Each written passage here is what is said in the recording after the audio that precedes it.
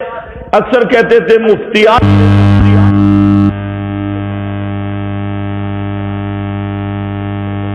جو سمندر کے ارد گرد ہیں، یعنی انہی کی طرح بدتی، چاہے خیبر پختونخوا میں، چاہے کراچی، چاہے بلوچستان، چاہے ہندوستان یا سعودیہ میں بیٹھی، تو یہ سب مفتیان کراچی ایک وصف ہے، بدتی ہونا، للڑ ہونا اور مذہبی غیرت سے فارغ ہونا، یہ مفتیان کراچی اور مفتیان کراچی۔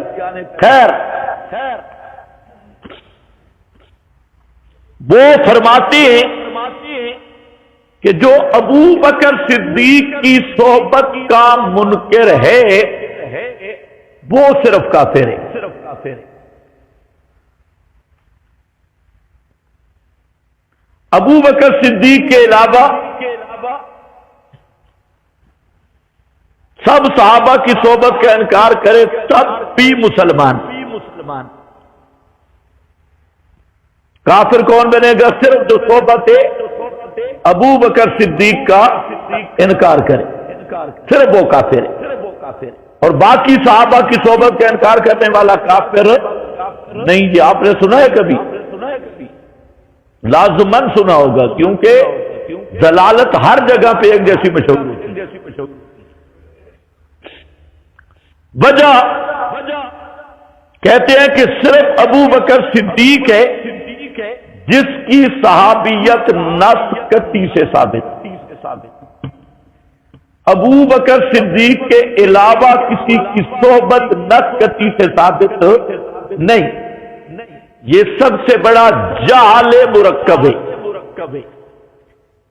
اب جو وجہ بیان کی، تو اب ہمارا سوال ہے کہ قطعیت کی بنیاد صرف قرآن ہے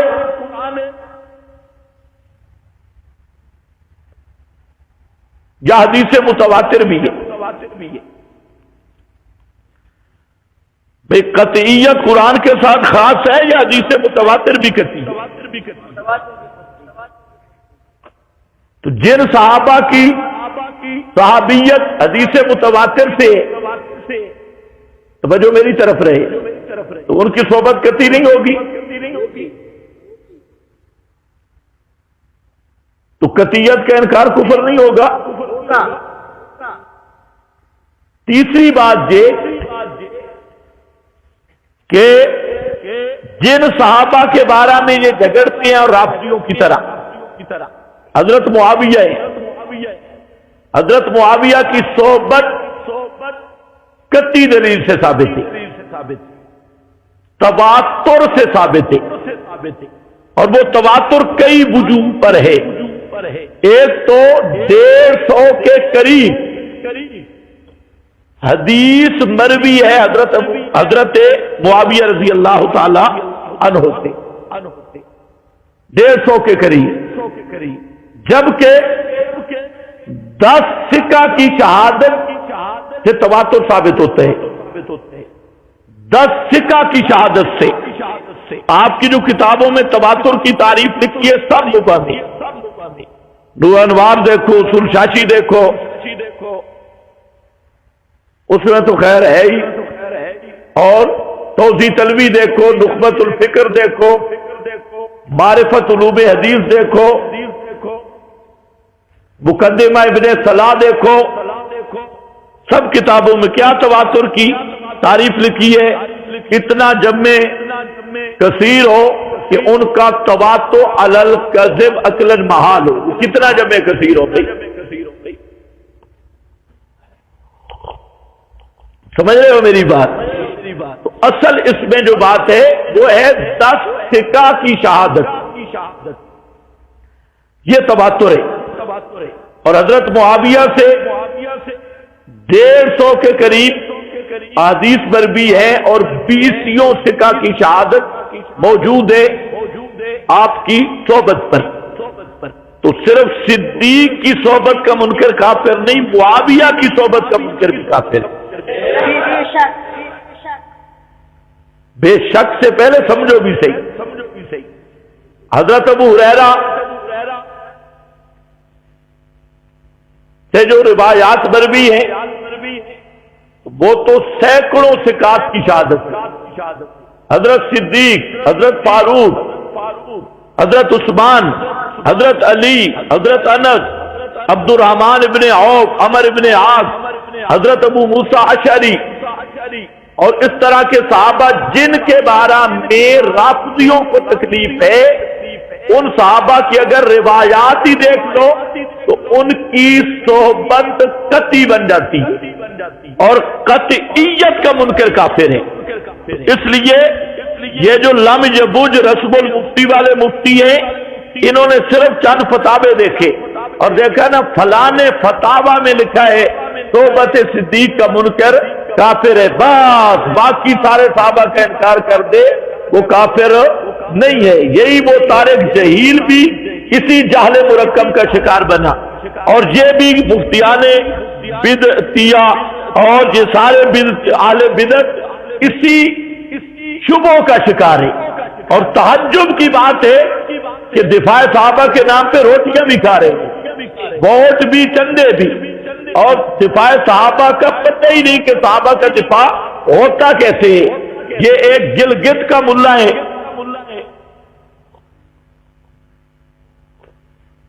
وہ میرے پاس آیا، میں نے وہ اس کا بھی بڑا دعویٰ ہے دفاع صحابہ کا، تو ہم تھوڑا تھوڑا طریقے سے ٹٹولتے بھئی باقی یہ اس چیز کا اہل بھی ہے یا نہیں، تو پورا اس کی بادشاہ تھی آ گیا، اور ایسا لگ رہا تھا کہ یہ شاہ ولی اللہ کا کوئی خلیفہ ہے، بڑی ٹھاٹ باٹ سے بیٹھ گیا۔ میں نے کہا کہ حدیث کا مجھے ذرا اشکال ہے، وہ بتائیں۔ ہاں بالکل، میں نے کہا چونکہ آپ جو موضوع ہے دفاع صحابہ تو اسی کے متعلق حدیث ہے۔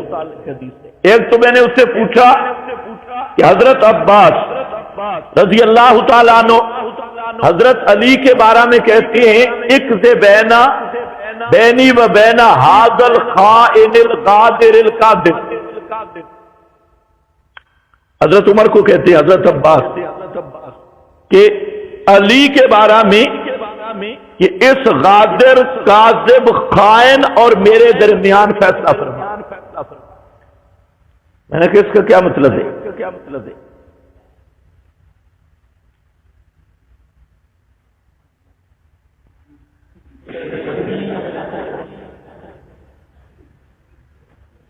اور حدیث کھڑی ہے مسلم میں، اور بخاری مسلم پر اعتراض انکار حدیث ہے عندہم۔ میں نے کہا ذرا جواب دو، کہتے ہیں نہیں وہ تو ایک دوسرے کو کہہ سکتی ہیں۔ میں نے کہا ٹھیک ہے، وہ کہہ سکتی ہیں۔ حضرت عباس نے سچ کہا یا کذب؟ اگر حضرت عباس نے سچ کہا تو حضرت علی کی سکات رہے گی جنت۔ جب حضرت عباس جرا کر رہے تم یحییٰ ابن معین کی جرا پہ اعتبار کرتے ہو، امام احمد نے کہا یکذب، فلاں نے کہا یکذب، تو کوئی محدث کہہ دے یکذب وہ روایت ریجیکٹ، اور جن کو حضرت عباس جرا کر رہے ہیں، اور صرف کاذب کی بھی نہیں، غادر، خائن، کاذب۔ اب بتاؤ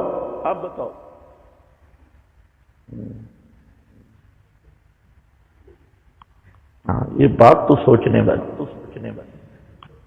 میں نے کہا دوسرا یہ بتاؤ، عبادہ بن صامت سے روایت بخاری کہ جنگ جمل پہ جا رہے تھے، راستے پہ انہوں نے کہا مجھے حدیث یاد آ گئی، جس قوم کی سربراہ عورت ہو وہ قوم کبھی کامیاب نہیں ہوتی۔ عبادہ کہتے ہیں میں واپس آ گیا کیونکہ وہاں سربراہ حضرت عائشہ تھی۔ میں نے کہا مولانا یہ ذرا بتائیں کہ حضرت عائشہ وہاں سربراہی حکومت مانگنے کے لیے جا رہی تھی یا صلح کے لیے؟ ایک دوسرا یہ بتائیں کہ جس قوم کی سیدہ حضرت عائشہ ہوں وہ قوم کامیاب نہیں ہوگی۔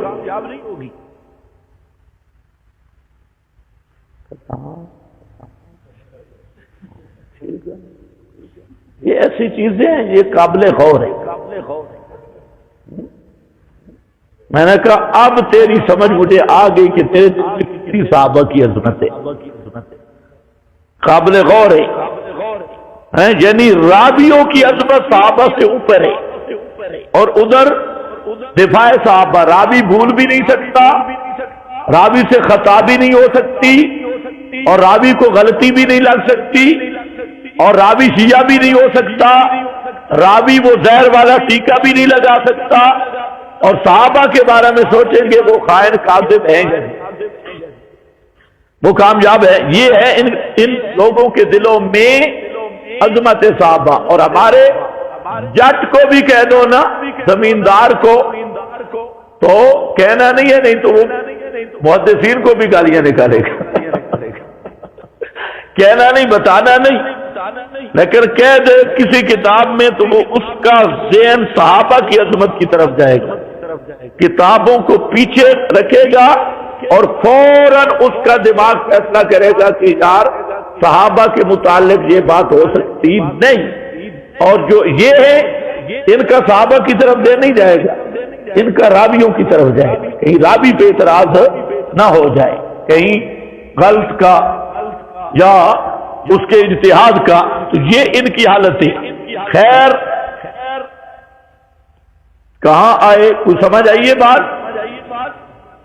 کہ صرف صحبت صدیق کا منکر کافر نہیں، صحبت معاویہ کا منکر بھی کافر ہے، صحبت ابی ہریرہ کا منکر بھی کافر ہے۔ جس صحابی کی صحبت تواتر سے ثابت ہے، اور اللہ کی شان جن صحابہ میں روافض نے جھگڑا ڈالا ہوا ہے یا مودودیوں نے جھگڑا ڈالا ہے، ان سب کی صحبت تواتر سے ثابت ہے۔ اور اب یہ تعبیر کرنے کا کیا مطلب، او جی اگر کوئی حضرت معاویہ کے بارے میں کہہ بھی صحیح تو وہ چونکہ چنانچہ گویا اگر مگرچہ فلاں کتاب میں تو لکھا ہے من انکر صحبت ابی بکر فہو کافر، بس اتنا ہی ہے، بختم۔ تو یہ ہے جہل مرکب اہل بدعت کا۔ آپ کیا سمجھے ہو، کوئی بات سمجھ بھی آئی؟ اچھا اب دیکھو آگے چلو۔